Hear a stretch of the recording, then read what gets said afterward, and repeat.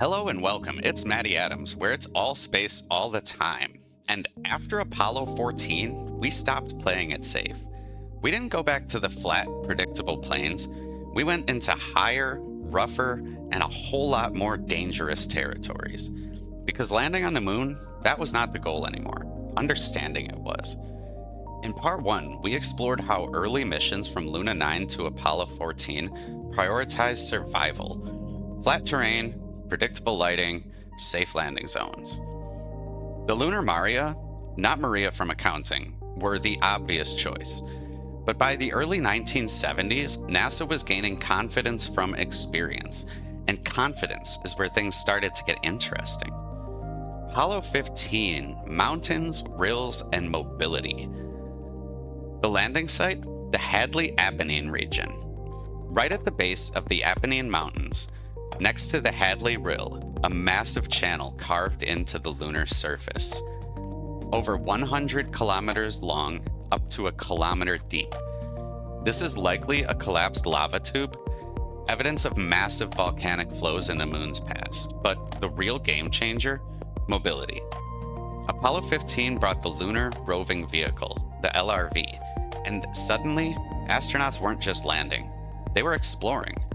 They traveled over 25 kilometers across the surface, visiting multiple sites.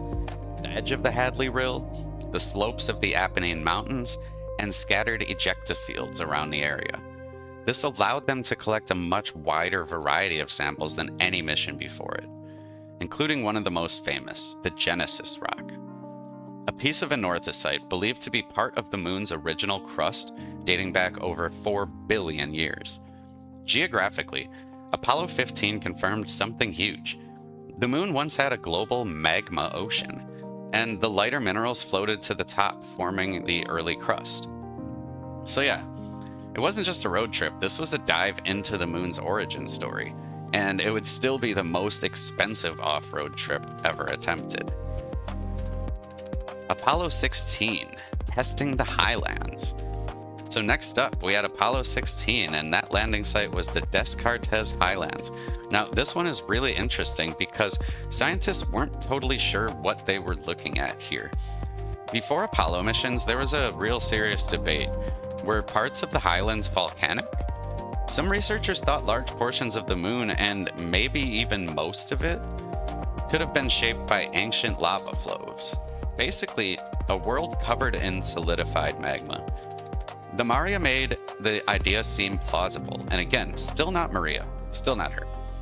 But Apollo 16 tested that idea directly. Astronauts explored the highlands using the rover, traveling over 26 kilometers and collecting samples from multiple locations. And what they found? It changed the picture completely. The rocks weren't volcanic. They were impact breccias, broken, shattered, and fused together by massive collisions. This told us the highlands weren't built by lavas, they were built by impacts. Relentless, chaotic, early solar system impacts. So instead of a smooth volcanic world, the moon is more like a layered record of our solar system's violence. Apollo 16 didn't just answer a question, it corrected a major misunderstanding about how the moon even formed. And now for Apollo 17, the grand finale. Then came Apollo 17, the last human mission to the moon. Landing site? The Taurus-Littrow Valley. NASA went all in. This site was chosen because it combined everything: mountains, valley floors, landslides, and volcanic material. A geological jackpot. Astronauts used the rover to explore over 35 kilometers of terrain, the longest distance of any Apollo mission. And what they found was incredible. Bright orange soil, not rust, not Martian crossover content, but a different planet with orange soil, different problems. These were tiny beads of volcanic glass formed during explosive fire fountain eruptions billions of years ago. So this meant that the moon didn't just have slow flowing lava, it had violent volcanic eruptions in its past. Apollo 17 also helped us confirm the timeline of lunar volcanism, showing that some volcanic activity happened later than we previously thought.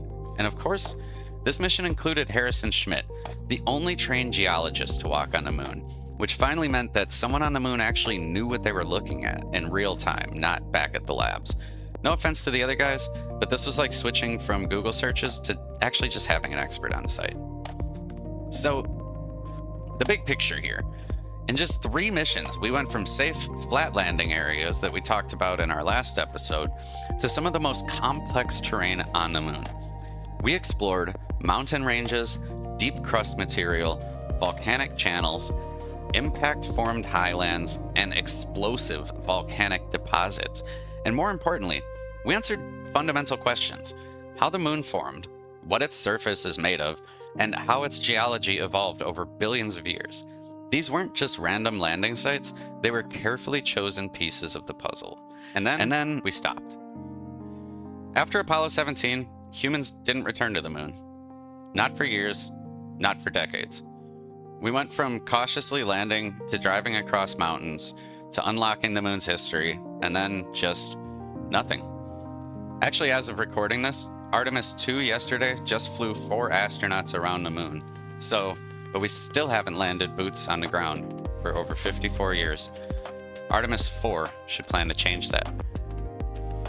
So while humans stayed away, machines didn't. Robotic explorers kept going, quiet, methodically, mapping, drilling, and analyzing.